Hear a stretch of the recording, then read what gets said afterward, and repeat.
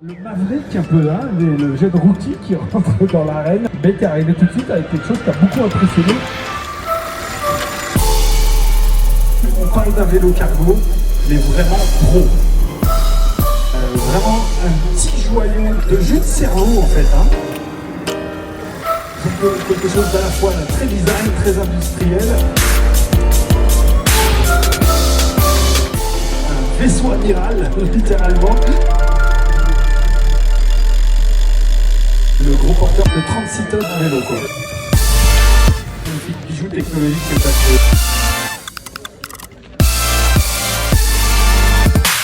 Il fait beaucoup parler cet objet.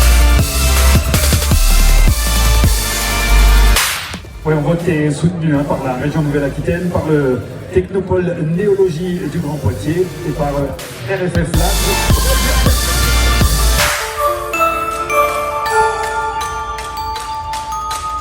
Il y a quelques heures de réflexion là derrière. En tout cas, tu fais appel à Durobus, remis à se présenter ici. Dans la catégorie Cargo Pro, c'est tout simplement Charles-Élie et le Big Tétu.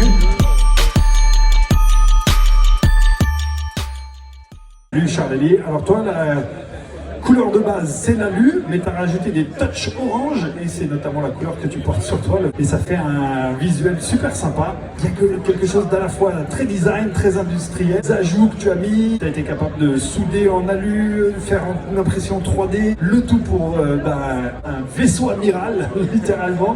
On parle d'un vélo cargo, mais vraiment pro, vraiment à destination professionnelle. Exactement, alors tu as très bien résumé ce cargo, il se trouve en termes de catégorie, donc c'est bien un biporteur électrique. Effectivement, il a l'air comme ça un peu peut-être imposant, mais je dis souvent qu'il ne faut pas s'y fier parce que assez léger, il est en moyenne 20 à 30 kg plus léger que on va dire ses concurrents les plus directs. Et en plus, il vient avec pas mal de choses en tant que cargo utilitaire et beaucoup de modularité surtout.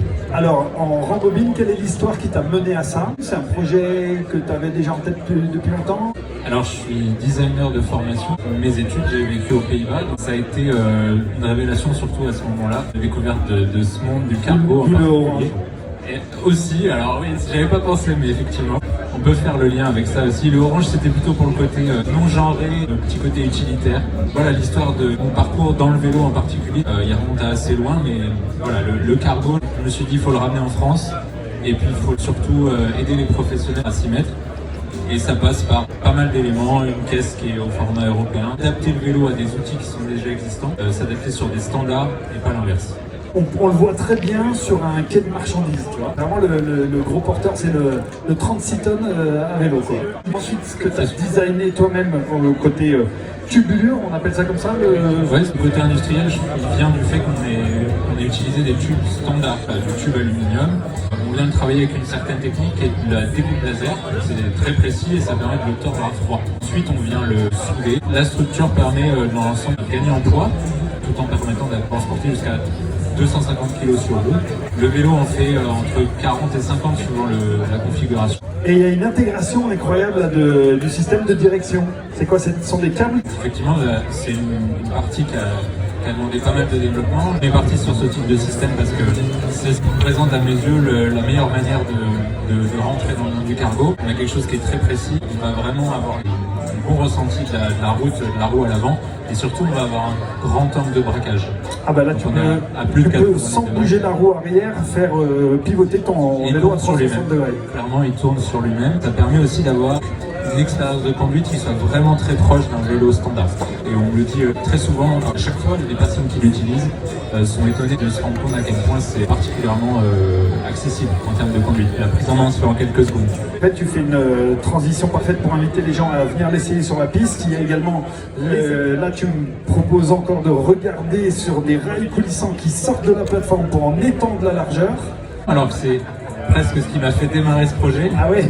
C'est que je me suis rendu compte que les professionnels, un des gros problèmes qu'ils avaient, c'était la difficulté de transporter des formats qui soient longs. Il n'existait pas dans le commerce un système qui permettait de supporter une échelle, des tasseaux, une planche.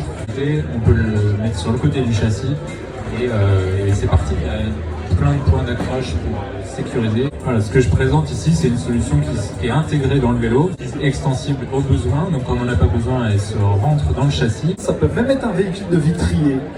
Tu sais, avec les sur le côté. Directement inspiré de ça. Et ben voilà. Je me suis dit pourquoi pas prendre une techno qui existe et qui fonctionne pour ces métiers-là et l'implanter dans le vélo. Il fait beaucoup parler cet objet, mais du coup on n'a pas du tout parlé de business. Alors c'est un très vaste sujet. J'avais présenté officiellement le démarrage de la commercialisation il y a 1 an. Les vélos sont en phase d'être livrés pour la fin de l'année, début d'année prochaine. Où est ton usine?